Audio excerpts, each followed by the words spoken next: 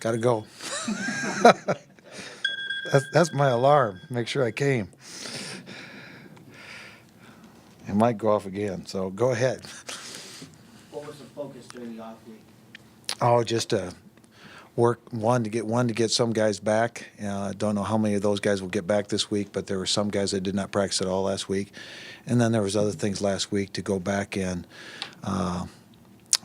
reintroduce or put more detail in the work of what's already installed. So there's a little bit of movement of personnel, not a lot, but there was some experimentation, and then there's also just going back and getting our younger players reacquainted with some of the calls that we haven't used yet, that were already in. They just haven't been used yet. So it's kind of getting the whole package back in, similar to two-day camp. You have moved some players during the bye week before offense to defense, Yep. or tight end to offensive line. Is anything like that happen this week? I've tried a couple things. Nothing solidified that way.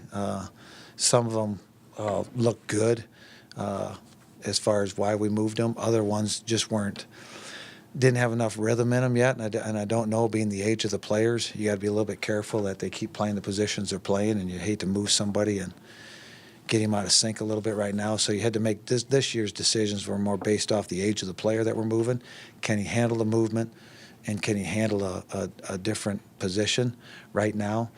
Or is he overscheduled in the one that he's in? You know, that he's just starting to get good at the one he's at because he's starting to understand it. Leave him there and run the race with him. So that was probably the biggest decisions that were made, whether to leave them there and continue their growth, or move them because of a need, or maybe getting a different player to the first team. But can he handle all the knowledge of that position? So that was the juggling going on.